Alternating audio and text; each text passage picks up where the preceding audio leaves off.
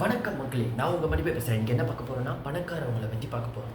பணக்காரவங்கன்னா top கோடீஸ்வரங்க இல்லை, top கோடீஸ்வரங்களாக இருந்தும் அந்த பட்டியலில் வராமல் ஏழையாக ஆனவங்க யாருன்னு பார்க்கலாமா? பார்க்கலாம் வாங்க. இன்றைக்கி ஒருத்தரை பற்றி பார்ப்போம், அடுத்து ஃபுல்லாக பார்க்கலாம்.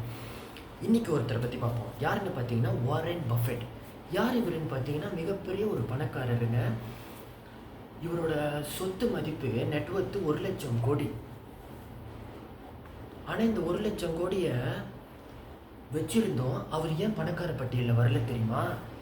ஏன்னா அந்த 1,00,000 கோடியில் 90% காசை ஏழைங்களுக்காக கொடுத்துட்டாரு. ஆப்பிரிக்கா இன்னும் நிறைய நாடுகளில் ஏழைங்களுக்கு கொடுத்துட்டாரு. இவரை பற்றி பார்க்கலாம் வாங்களேன். இவரோட வீடு பார்த்தீங்கன்னா ஒரு பழைய வீடு, 60 வருஷத்து வீடுங்க. அந்த வீட்டோட விலை இப்போ பார்த்தீங்கன்னா இந்தியா காசுக்கு 25 லட்சம் ரூபாய் தான். அவ்வளோதான் வருது.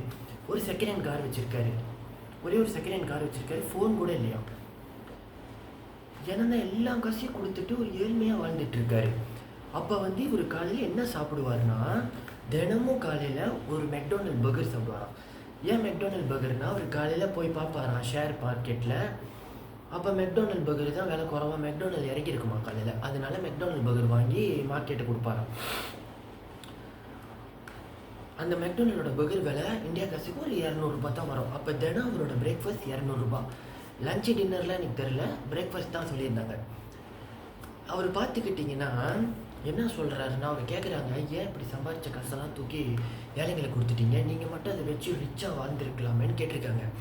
அப்போ அவர் என்ன சொல்லியிருக்காருன்னா, பணங்கிறது சொத்தோ ஆடம்பரத்துக்கோ இல்லை, பணம் என்பது ஒரு ரெஸ்பான்சிபிலிட்டி. அது என்னன்னா ஒரு முக்கியமான ஒரு பொறுப்பு.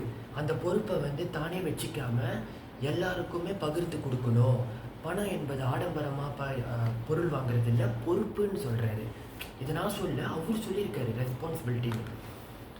அப்போ பார்த்துக்கிங்களேன், இவரை பற்றி என்ன நினைக்கிறீங்கன்னு கொஞ்சம் சொல்லுங்கள். நாளைக்கு பார்க்குறேன்.